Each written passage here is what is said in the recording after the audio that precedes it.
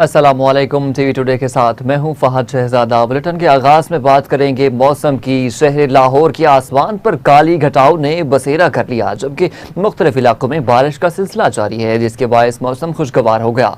Lahore high court, jail road, गुलशन Ravi, सबनाबाद, Gulberg, निश्ता town, पानी वाला तालाब और कोट लखपत समेत शहर के मुख्तलिफ इलाकों में बादल खूब बरसे। महकमा मौसमियात के मुताबिक शहर का मौजूदा दर्जा हरारत 29 डिग्री सेंटीग्रेड रिकॉर्ड किया गया है, जबकि ज्यादा से ज्यादा दर्जा हरारत 30 और कम से कम 27 डिग्री सेंटीग्रेड रहने का इम्कान है।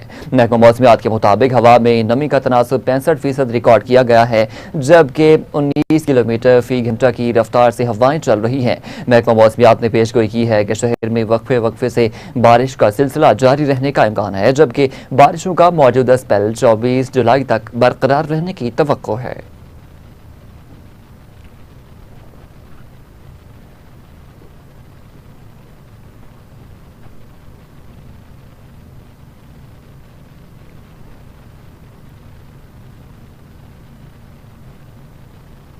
वज़ीर आला पंजाब मरियम नवाज शरीफ ने बारिशों के पेश नज़र इंतजामिया और दीगर मुतलकादारों को अलर्ट कर दिया है। तमाम कमिश्नर्स और डेप्टी कमिश्नर्स को मानसून बारिशों की मॉनिटरिंग की हिदायत करते हुए तमाम अजला में बारिशी पानी के बरवक्त निकासी के लिए वासा मशीनरी की दस्तियाबी यकीनी बनाने का हुक्म दे दिया। अर्बन फ्लडिंग के सद्देबाब के लिए दरकार पेश की इकदाम तमाम शहरों के छोटे बड़े इलाकों में पानी की फौरी निकासी यकीनी बनाने का हुक्म देते हुए वज़ीर आला पंजाब मरियम नवाज शरीफ ने कहा कि अवाम को मुश्किल और परेशानी से बचाने के लिए बारिशी पानी खड़ा ना होने दिया जाए। मानसून बारिशों की वजह से अवाम को दरपेश मसाइल का अंदाजा है, फौरी अजाला यकीनी बनाएंगे। लाहौर समेत तमाम अजला में बारिशी पानी की निकासी में गफलत और कोताही बर्दाश्त नहीं की जाएगी।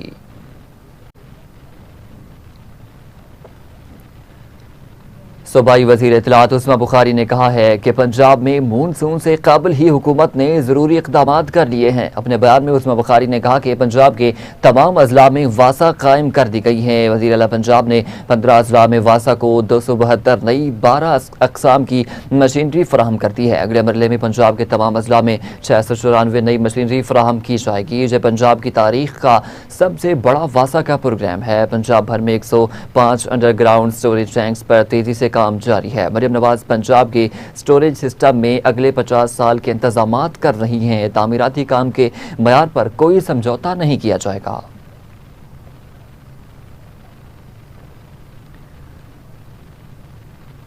आगे बढ़ते हुए आपको बताएं कि नेशनल डिजास्टर मैनेजमेंट अथॉरिटी ने 24 जुलाई तक मुल्क के मुख्तलिफ इलाकों के लिए मुमकिन खतरात के हवाले से अलर्ट जारी कर दिया। तर्जुमान NDMA के मुताबिक दरियाओं, मुकामी नदी नालों और पहाड़ी बरसाती गुजरगाहों में अचानक सैलाबी सूरत हाल और पानी के बहाव में नुमाया इजाफे का अलर्ट जारी कर दिया गया है। गिलगित बल्तिस्तान के अजला हुंजा, शिगर, गांचे, शमशाल, हुंजा, चपोरसन, क्लेग, शिगर, शिवक और हुशे दरियाओं में अचानक सैलाबी रेलों का खदशा है। आजाद जम्मू कश्मीर में दरियाए जेहलम, दरिया नीलम, दरिया पूंछ, दरिया महल, बेटार नाला, भंबर नाला, कांची दरिया और जेहलम और पूंछ के मुआविन नदी नालों में पानी की सतह खतरनाक हद तक बुलंद होने का इम्कान है।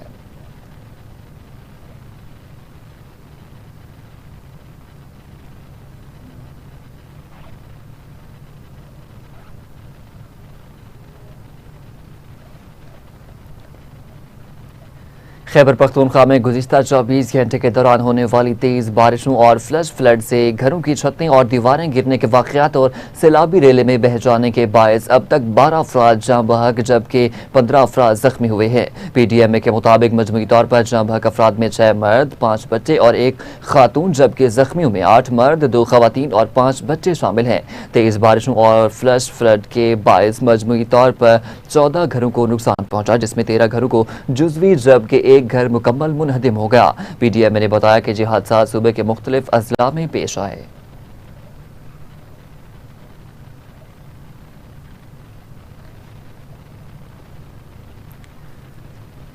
वज़ीर आला पंजाब मरियम नवाज शरीफ की हिदायत पर कमिश्नर लाहौर, डिप्टी कमिश्नर्स वासा और फौरी मुतहर्रिक हैं। मूसलाधार बारिशों के कुछ ही देर में रोड्स साफ कर दिए गए। तर्जुमान के मुताबिक लाहौर में एक मोरिया पुल, बागीचा कैंप, अल्लाहू चौक, हाई कोर्ट रोड्स खुश्क और साफ हैं। कच्ची कोठी, माल, नाभा रोड और लिबर्टी चौक में भी बारिशी पानी की फौरी निकासी कर दी गई है। नाखुदा चौक, करतबा चौक, कैंची स्टॉप, शेरावाला गेट और दीगर सड़कें भी साफ कर दी गई हैं। DC लाहौर रावी रोड और दीगर इलाकों में बारिश के बाद निकासी आब के अमल की निगरानी करते रहे।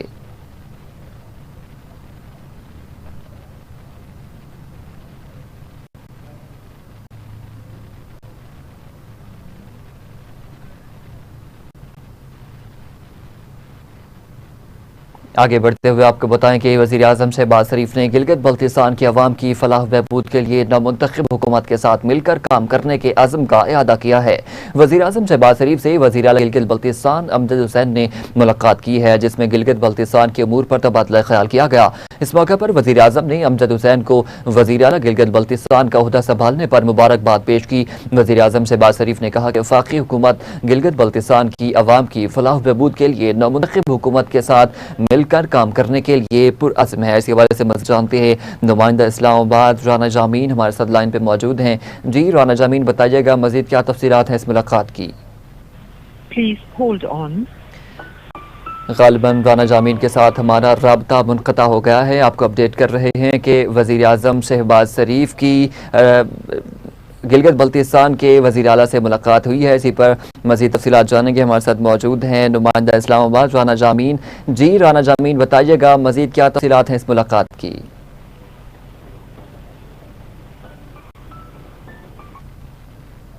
जी राना जामीन, क्या मुझे सुन पा रहे हैं?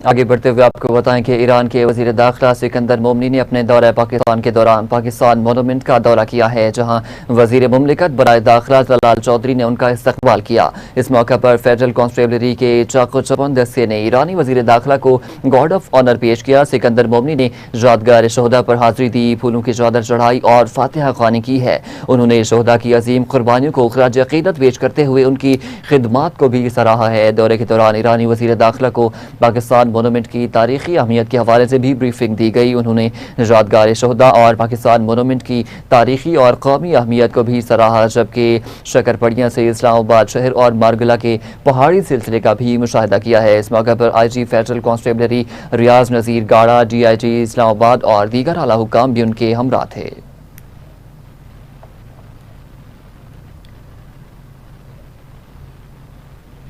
आलमी मंजरनामे से कुछ अपडेट शामिल करेंगे। अमेरिका ने मुसलसल 10वीं रात ईरान पर बमबारी की है और ईरानी फौजी कमांड सेंटर्स को निशाना बनाने का दावा किया है। ईरानी मीडिया के मुताबिक जजीरा किशम, बंदर अब्बास, शाबहार, कुनार्क और अस्फहान में धमाकों की आवाज़ें सुनी गई हैं। ताहम ईरानी हुकाम की जानिब से फौरी तौर पर हमलों के नुकसानात या हलाकतों की तफसीलात जारी नहीं की गई।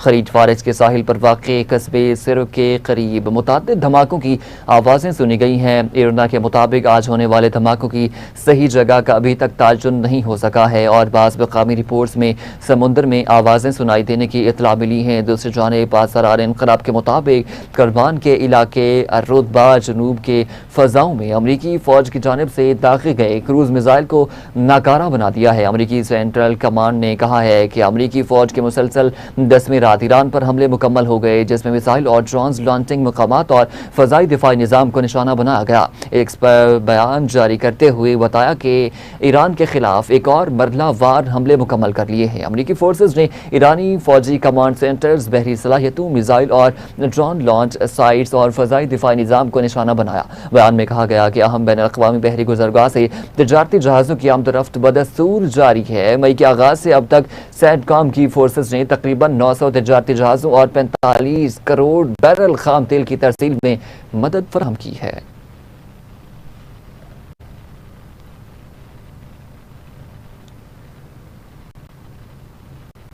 दूसरी जानिब अमरीकी हमलों के जवाब में ईरानी फौज ने कुवैत और बहरीन में अमरीकी फौजी अड्डों पर मिसाइल दाग दिए। ईरानी पासदारान इनकलाब ने अमरीकी हमलों के जवाब में उर्दन, बहरीन और कुवैत में अमरीकी फौजी तनसीबात पर हमलों का दावा किया है। पासदारान इनकलाब ने कहा है कि उर्दन में अमरीकी अड्डे पर दिफाई रेडार सिस्टम को तबाह कर दिया। अमरीकी F-15 जंगी तजारों के हैंगर्स को भी निशाना बनाया गया।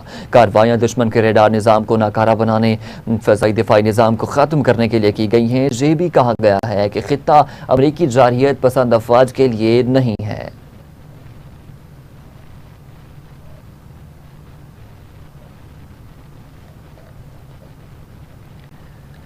अमेरिका और ईरान के दरमियान 10 रोज़ा जंगबंदी के लिए कोशिशें शुरू कर दी गईं। बरतानवी खबर एजेंसी के मुताबिक ईरानी ओहदेदार का कहना है कि साल्सू ने कशीदगी में कमी और मुफाहमती याददाश्त की बहाली के लिए 10 रोज़ा जंगबंदी की तजवीज़ दी है। अब नाहुमुस को 10 दिनों से लेकर 2 हफ्तों के लिए खोलने पर गौर किया जा रहा है।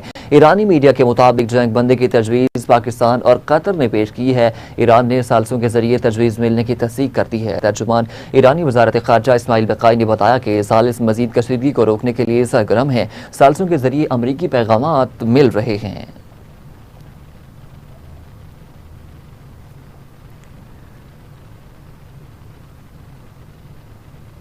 ईरानी सदर मसूद पज़ेश्कियान ने कहा है कि अमेरिका के साथ मुकम्मल जंग की हालत में है। ईरानी सदर मसूद पज़ेश्कियान ने कहा कि हमें हकीकत पसंद होना होगा और इस मुज़ाहिमत के फितरी नताज को कबूल करना होगा। अमेरिका के साथ मुफाहमती याददाश्त में ईरानी मफादात को तरजीह दी गई है। 14 शिकों में ऐसी कोई शिक नहीं जिससे यक तरफा तौर पर सिर्फ अमेरिका को फ़ायदा पहुंचा हो। स्पीकर बाकिर कालीबाफ का कहना था कि ईरान अमेरिकी चालें समझने में माहिर है। अमेरिका खित्ते में नया फौजी साजो सामान ला रहा है। दूसरी जानिब दावा करता है कि वो जंग रोकना चाहता है। उन्होंने मजीद कहा कि अमेरिका ने हमारी जहानत को अपनी अक्ल की तरह महदूद समझ रखा है।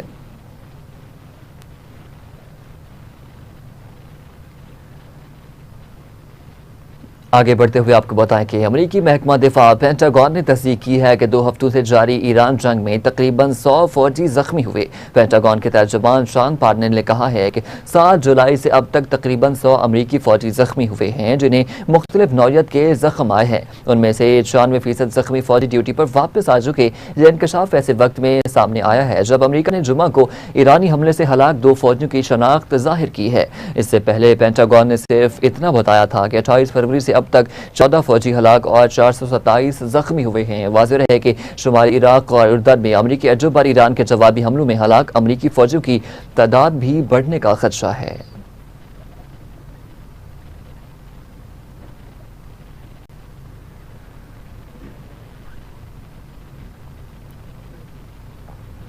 और खबर यह है कि आबनाए हुर्मुज़ के बहरान से LNG की फराहमी को शदीद धचका लग गया। आर्जी मसला मुस्तकिल किल्लत में तब्दील हो रहा है। इक़्तिसादी माहिरीन का कहना है कि एशिया में तवानाई की मसनूआत बिलखुसूस माए कुदरती गैस की तलब में कोई कमी नहीं आई, जबकि आबनाए हुर्मुज़ से गुजरने वाले बहरी जहाज़ों की आमदोरफ्त रुकने के करीब पहुँच गई है। खलीजी ममालिक से तेल और गैस ले जाने वाले टैंकर्स की नकल व हरकत से मुतालिक तनाज़ा अब बराह रास्त गैस की कीमतों पर असरअंदाज हो रहा है। आबनाए हुर्मुज़ से कम होती हुई बहरी आमदोरफ्त ऐसी तलब सामना कर रही है जो अब भी बरकरार है।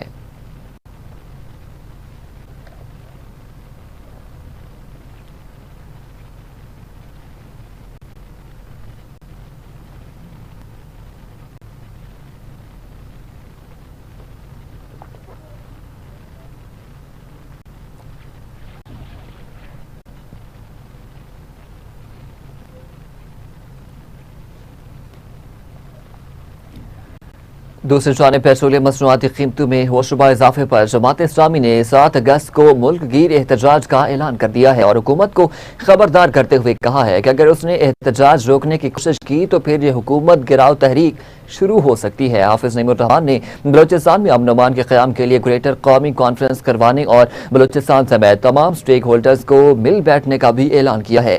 अमीर जमात इस्लामी ने पेट्रोल लेवी को मुआशी दहशतगर्दी करार देते हुए कहा कि इस मद में 1800 अरब रुपए जमा किए जा रहे हैं जिसे अवाम हरगिज कबूल नहीं करेंगे। उन्होंने ओगरा को कीमतों के ताजुन का इख्तियार देने पर भी एतराज उठाया और IPPs के मुआहदे को खत्म करने का मुतालबा किया है।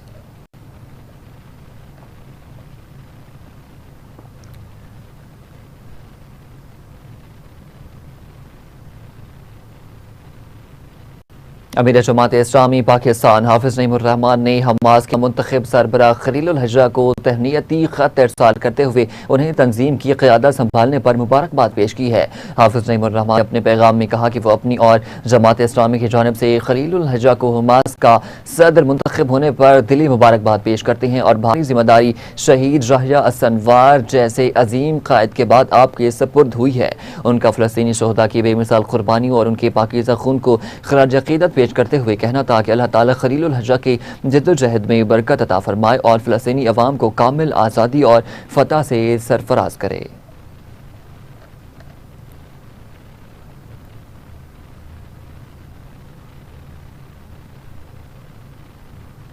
आगे बढ़ते हुए आपको वो बात बताएं कि विफाक ने सूबों से नए तरक्याती एजेंडे और पुराने मनसूबों पर अमल दरामद की रिपोर्ट तलब कर ली है। वफाकी हुकूमत ने सूबाई मनसूबाबंदी वज़रा का चौथा इजलास जल्द तलब करने का फैसला कर लिया है। प्लानिंग कमीशन ने तमाम सूबों से वर्किंग पेपर्स फौरी तलब कर लिए। प्लानिंग कमीशन ने गुज़िश्ता इजलास से फैसलों पर अमल दरामद रिपोर्ट 25 जुलाई तक जमा कराने की हिदायत की है। तमाम रिपोर्ट्स का जायजा अहम बैन सूबाई इजलास में लिया जाएगा। पंजाब, सिंध, बलूचिस्तान, आज़ाद कश्मीर और गिलगित बल्तिस्तान को मरासला जारी कर दिया गया। सूबों से ज़रूरी सेहत, हेपेटाइटिस, डायबिटीज़ और मास्टर प्लान से मुतालिक फैसलों पर पेशरफ तलब की गई है। क्या ज़रूरी सेहत और बरामदा से मुतालिक फैसले सिर्फ कागजों तक महदूद रहे? गैर कानूनी हाउसिंग सोसाइटीज़ और शहरी फैलाव रोकने के हुकूमती दावों का क्या बना? वफाक ने हेपेटाइटिस, डायबिटीज़ और आज़ाद आबादी कंट्रोल के मनसूबे की कारकर्दगी, किसानों को बीज, खाद और ज़रूरी सहूलियात की फराहमी और बरामदात बढ़ाने के मंजिली मनसूबों की पेशरफ पर रिपोर्ट तलब कर ली है।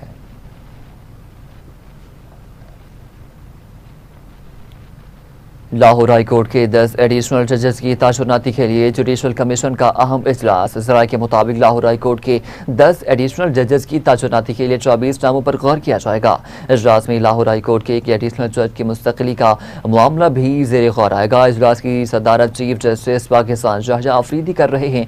लाहौर हाई कोर्ट के लिए नामजद 24 उम्मीदवारों में वकला और डिस्ट्रिक्ट एंड सेशन जज शामिल हैं। आपको अपडेट कर रहे हैं कि लाहौर हाई कोर्ट के 10 एडिशनल जजेस की ताशुनाती के लिए जुडिशल कमीशन का अहम इजलास। ज़राए के मुताबिक लाहौर हाई कोर्ट के 10 एडिशनल जजेस की ताशुनाती के लिए 24 नामों पर गौर किया जाएगा।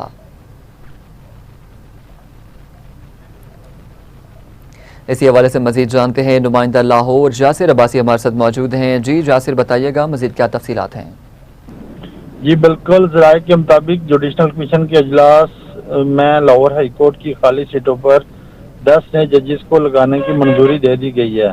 चीफ जस्टिस पाकिस्तान की सदर जुडिशनल कमीशन के अजलास में लाहौर हाई कोर्ट के लिए 10 नए जजेस की तकरीर की मंजूरी दे दी गई। Chief justice of Pakistan justice Shahjahan Afridi की सदारत अजलास में पाकिस्तान में जदीद प्रोसिक्यूशन के बानी और क्रिमिनल लॉ के माहिर prosecutor general Punjab Syed Farhad Ali Shah, advocate general Punjab Amjad Parvez, Asad Bajwa, Ghulam Sarwarnang, Sheri Imran, Usman Ghani, Rashid Cheema, Munawwar दोगल, अमीर अजम मलक, खालद इब्न अजीज और अजमल खान को एडिशनल जज मुकर्रर करने की मंजूरी दे दी गई है।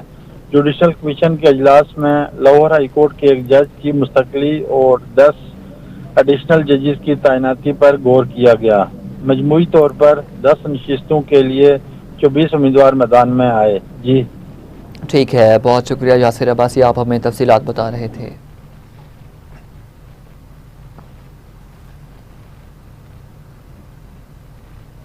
दूसरी जानिब गुजरावाला के इलाके शाहीनाबाद ग्रिड स्टेशन में अचानक आग भड़क उठी। आग ने ग्रिड स्टेशन के MNT और रीजनल स्टोर को अपनी लपेट में ले लिया है। स्टोर में करोड़ों रुपए मालियत के ट्रांसफार्मर्स और तार मौजूद थे जो राख हो गए। रेस्क्यू 112 के 5 फायर टेंडर्स आग बुझाने के ऑपरेशन में मसरूफ रहे। तेज हवा के बायस आग पर काबू पाने में मुश्किलात का सामना करना पड़ा। शोरे मुसलसल फैलते रहे। इतला पर रेस्क्यू और पुलिस की भारी नफरी मौका पर पहुंच गई। आग पर काबू पाने के लिए रात गए तक रेस्क्यू का फायर फाइटिंग ऑपरेशंस जारी रहा। रेस्क्यू हुकाम ने बताया कि ग्रिड स्टेशन के अतराफ हिफाजती इक़दाम सख्त कर दिए गए थे। आग लगने की वजूहात फौरी तौर पर मामूल नहीं हो सकी हैं।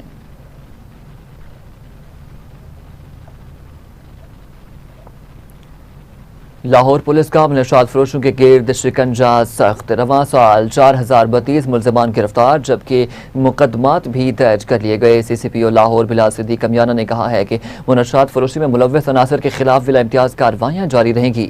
मुनशात के खरीद फरोख्त और सप्लाई चेन के खात्मे के लिए जामे हिकमत अमली पर कारबंद हैं। नौजवान के मुस्तकबिल से खेलने वाले मुआशरे का नासूर हैं। मंतकी अंजाम तक उनको पहुँचाया जाएगा। तालीमी अदारों और हॉस्टल्स के गिरदनवा में इंटेलिजेंस बेस्ड ऑपरेशन मजीद तेज करने का हुक्म देते CCPO लाहौर बिलाल सिद्दीक कमियाना ने कहा कि नई नस्ल को मनशात के नासूर से महफूज बनाना लाहौर पुलिस की जिम्मेदारी है। मनशात के मकरू धंधे में मुलव्वस अनासर के खिलाफ हर सतह पर कार्रवाई जारी रहेगी।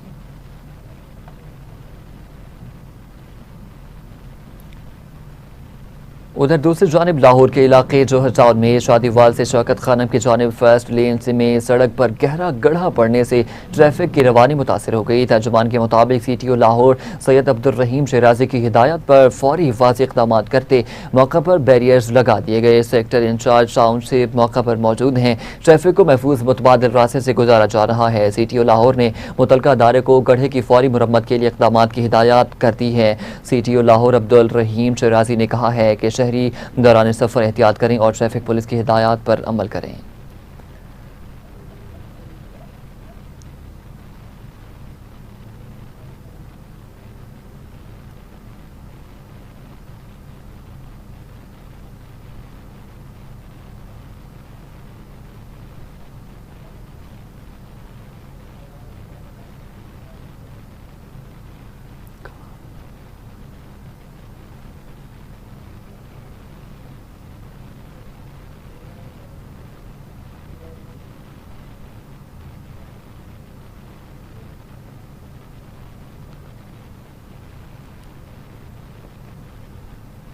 अब आपको बराह रास्त ये चलेंगे जहां पर AI पर मबनी ट्रैकिंग तकरीब से अहचीमा का खिताब जारी है। वो डेटा जो है वो फिर एक जस्ट नंबर्स में कन्वर्ट हो गया कि इतने हज़ार डायरेक्टिव्स हैं और इतने हज़ार हो गए हैं और इतने 100 रह गए हैं और इसमें अब एक्सटेंशंस आ रही हैं। तो वो एक किस्म का रूटीन और रट में चला गया सर।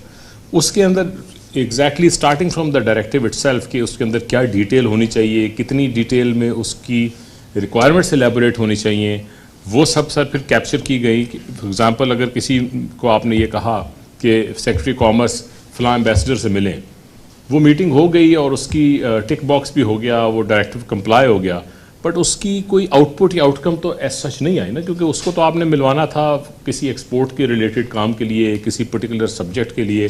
तो उस पर एक्चुअली बाद में क्या हुआ, क्या एक्सपोर्ट बढ़ी या नहीं बढ़ी, या अगर कहीं कोई हिकअप था वो रिमूव हुआ कि नहीं हुआ, वो डायरेक्टिव इटसेल्फ कैप्चर नहीं कर रहा था। सो इस तरह की तमाम चीज़ें कि डायरेक्टिव में उसके माइलस्टोन्स, डिपेंडेंसीज, उसकी आउटपुट, उसकी आउटकम, और अगर कोई काम हो गया है तो उसके अंदर फिर इससे आगे नेक्स्ट स्टेप्स क्या है, इन तमाम चीज़ों को सर अब नए सिस्टम में कैप्चर करने की कोशिश की गई है। फिर उसके ऊपर आपने चूँकि ये भी बड़ी दफ़ा बताया सर कि AI से भी हम मदद लें, और हमने चूँकि इसको बनाना भी सॉवरन था, हम कोई ओपन सोर्स नहीं ले सकते थे कि ये डेटा सारा बाहर ना जाए, तो उसके ऊपर फिर काफ़ी एफर्ट की सर PDA की टीम ने। PMDU के हेड सर मुशर्रफ साहब के आने से there was a sea change, एक ओनरशिप आई, एक प्रोसेस री इंजीनियरिंग में हमें सपोर्ट मिली। Sir doctor Suhail and his team at Pakistan digital authority who executed this, ministry sir, secretary साहब, sir needless to say in तमाम लोगों ने वीकेंड्स पे आपकी हिदायत के ऊपर, आपकी डायरेक्शन के ऊपर दिन रात देखे बगैर हमारे साथ 6-6 घंटे समटाइम्स एट ए स्ट्रेच लगाए हैं, and that is why we come where we have sir. क्योंकि ये सर आसान काम नहीं था, and I have to most of all acknowledge के आपकी जो एक क्लैरिटी ऑफ थॉट थी, आपकी थ्रू आउट जो रहनुमाई थी, जिस तरीके से आपने इसकी तकरीबन वीकली फॉलोअप्स खुद ज़ाती तौर पे करके, और अपनी जो आपने डिलीवरी खाली ये नहीं देखा कि क्या चाहिए, मगर आपने ये देखा कि बेस्ट सिस्टम जो है उसको आपने इंश्योर करवाया, उससे डेडिकेशन के बगैर एंड डिटर्मिनेशन के बगैर शायद ये मुमकिन ना होता। And sir I have to acknowledge, आपने बहुत हमारे साथ पेशेंस का भी मुजाहरा किया। There were many pitfalls that came in the way, but you were kind enough to be patient and support us throughout sir. Sir हम आपको गवर्नेंस काफ़ी देर से देख रहे हैं। 2010-11 में आपने tele conferences, you have many firsts when it comes to digitization and progress, and जैसे आपने अभी फरमाया कि saving the nation's time and resources, आपने 2010-11 में टेली कॉन्फ्रेंसिंग शुरू की ताकि पंजाब के अंदर जो दूर दराज के डिस्ट्रिक्ट्स हैं उससे लोगों को गाड़ियों पे दफातर में आना ना पड़े, आप टेली कॉन्फ्रेंसेज से करते थे। इसी तरीके से सर फिर आपने जब आप फेडरल में आप गवर्नमेंट में आए हैं, आज साहब ने जैसे कहा, आपने ई-ऑफिस जो कि साल से ना हो पाया था, आपने 6 महीने के अंदर, वी आर नाउ अल्हम्दुलिल्लाह paperless government when it comes to our e office. हम उसके ऊपर आपकी एफिशिएंसी, आपकी सबसे इंपॉर्टेंट सर ट्रांसपेरेंसी है इस वक्त, जब आप हर फाइल जो है आप SO लेवल तक आप देख सकते हैं कहाँ है, कितनी देर लगी। सर उसके बाद आपने इसी तरह से, अगर मैं आप एक और स्ट्रक्चरल फर्स्ट आपका करूँ तो जो डिजिटल से डिजिटाइजेशन आप वहाँ पे लेके आए, दुनिया का तकरीबन सर सोशल करते हैं उसको आप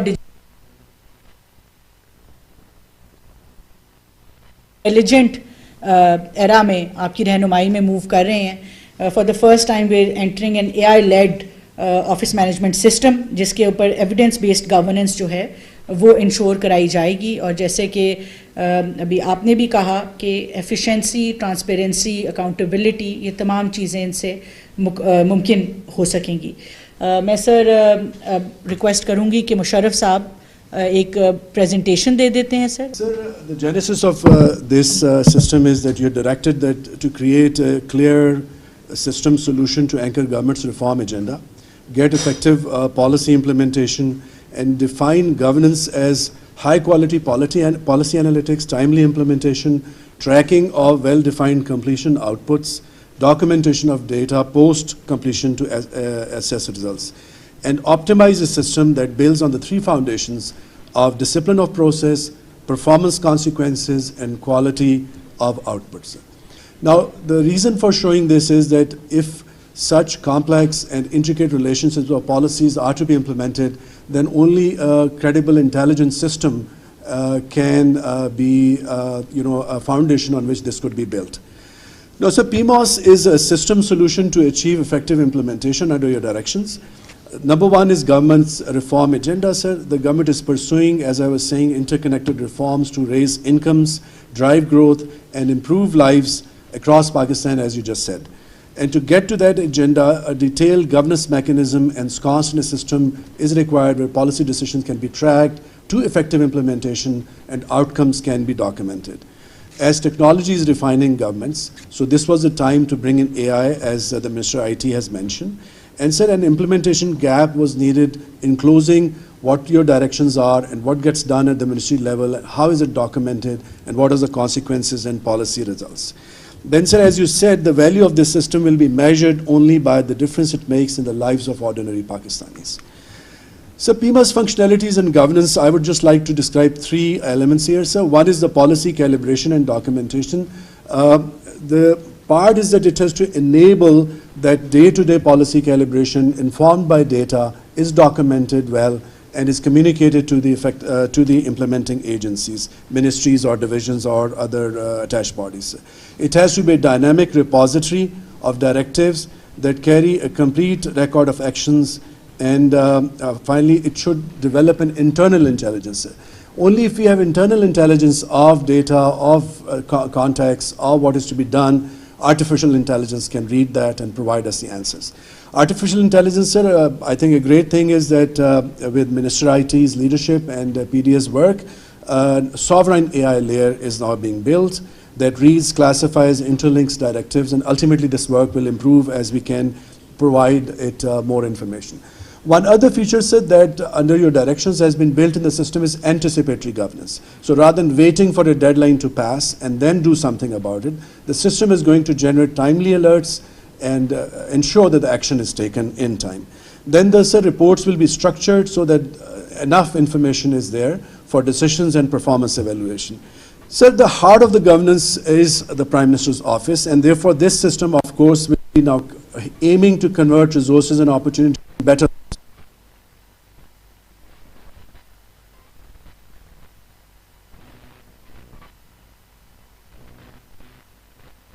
into the ministries so that implementation can happen and can be observed where it has to take place. It will be recording everything accurately so that the system learns itself and provides a decision support system at the Prime Minister office level as well. Sir, just last, sir, the job of the or responsibility of the GRE would be continual augmentation of the system solution, sir. In this, sir, it will generate fortnightly compliance reports, process them for the Prime Minister APM review, carry out system level follow-ups to ensure compliance, identify governance failures behind delayed implementation, because ultimately we want to resolve things and improve the system, not only generate reports. And identify high salience directives, which will be your high priority policy areas, and place them in a special monitoring regime so that that receives a level above others. Sir, thank you so much, sir. I just wanted to present this. Thank you, sir. Let us give a big hand to everybody.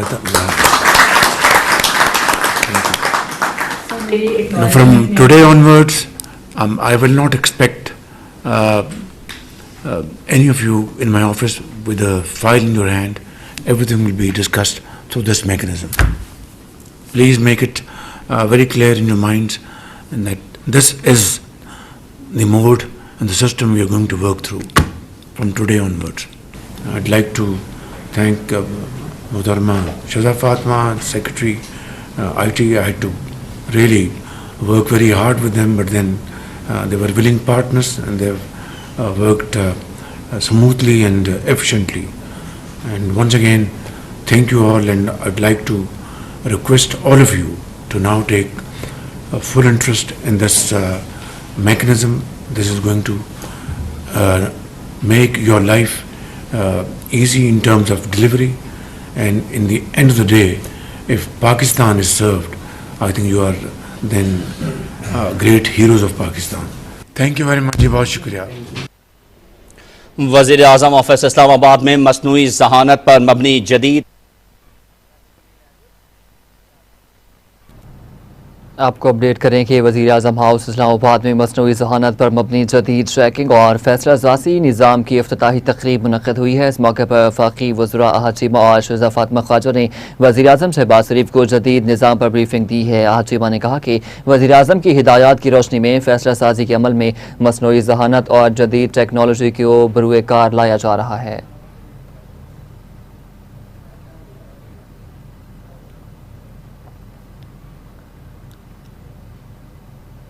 आगे बढ़ते हुए आपको बताएं कि rescue 1122 शहर कराची में किसी भी नागहानी आफत या इमरजेंसी से निपटने के लिए तमाम तर तैयारियां मुकम्मल किए हुए है। इसी हवाले से मजीद जानते हैं अपनी नुमाइंदा ताहिरा बोहर से, जिस वक्त रेस्क्यू इंस्पेक्टर आयशा के हमरा मौजूद हैं। जी ताहिरा, बताइएगा। इस वक्त मेरे साथ आयशा स्टेशन इंचार्ज रेस्क्यू 1122 की मौजूद है। इनसे बातचीत करते हैं कि इनका क्या कहना है, रेस्क्यू 1122 किस तरह काम कर रही है और यहाँ पे जो लेडीज़ की इन्फोर्समेंट है वो किस तरह ये लीड करती हैं और चीज़ों को देखती हैं। एक ख़ुद लेडी होके वुमेन एम्पावरमेंट को और रेस्क्यू 1122 में क्या क्या चीज़ें हैं जो ये मैनेज करती हैं। जी अस्सलाम वालेकुम। वालेकुम अस्सलाम। जी, इस वक्त रेस्क्यू 1122 में 100 के करीब जो है ख़वातीन काम कर रही हैं और वो मुख्तलिफ़ मनासिब पे अपनी खदमात सर अंजाम दे रही हैं, जैसे इमरजेंसी ऑफिसर, ऑफिस के मामलात के साथ साथ फील्ड में भी अपनी खदमात सर अंजाम दे रही हैं। विमेन जो हैं वो फायर फाइटर के तौर पे काम कर रही हैं, डाइवर्स के तौर पे काम कर रही हैं। और साथ साथ मैं ये भी बताती चलूँ कि ये जो है हुकूमत सिंध का एक बहुत बड़ा इनिशिएटिव है रेस्क्यू 1122 कि आज हम इस प्लेटफॉर्म पे अपनी सलाहियतों का जो है वो लोहा मनवा रहे हैं। साथ साथ ये भी कि हमारी 6 माह की प्रोफेशनल टेक्निकल ट्रेनिंग हुई है जिसके अंदर हमें मुख्तलिफ मॉड्यूल्स पर जो है काम करना सिखाया गया है।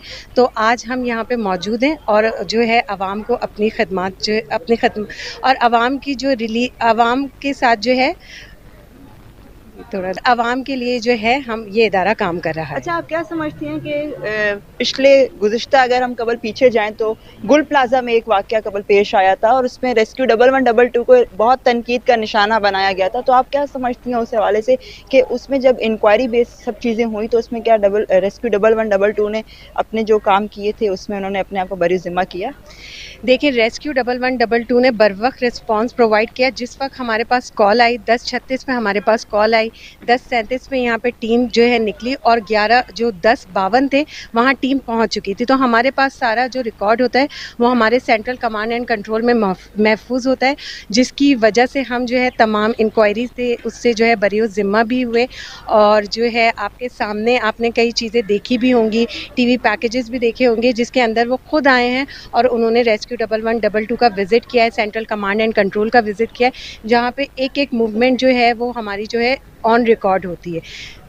अच्छा आयशा, क्या मैसेज है औरतों के लिए ख़ास तौर पे? आप खुद एक वुमेन वर्कर हैं और इतना अच्छा बेहतरीन काम कर रही हैं, हर चीज़ को इस तरह बेहतरीन अंदाज में लीड करती हैं और मैंने देखा पर्सनली कि काफ़ी आप हार्ड वर्कर भी हैं। तो औरतों को जो आवाम में हमारी स्पेशल लेडीज़ इनको क्या मैसेज कन्वे करेंगी? मैं ख़वातीन को यही मैसेज देना चाहती हूँ कि मोस्टली ख़वातीन अब भी जो है कुछ ही फील्ड्स में आना चाहती हैं, जैसे वो टीचिंग हो गई, डॉक्टर्स हो गई, लेकिन अब आपको पता है कि जो ख़वातीन हैं वो हर फील्ड में अपना लोहा मनवा रही हैं।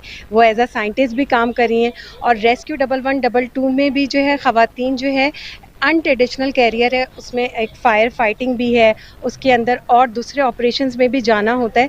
तो मैं यही कहूँगी और ख़वातीन को बकअप करूँगी कि वो ऐसे काम करें जिससे वो अपने मुल्क का नाम रोशन करें। जी हाँ, बिल्कुल। आयशा जी को इस टाइम स्टेशन इंचार्ज हैं रेस्क्यू 1112 की, उनका यही कहना था कि वुमेन एम्पावरमेंट को उन्होंने काफ़ी पुल अप किया कि वुमेन और औरतें मुख्तलिफ फील्ड्स में हैं, लेकिन रेस्क्यू 1112 में आएँ और मुल्क का और अपनी फैमिली का नाम रोशन करें। जी,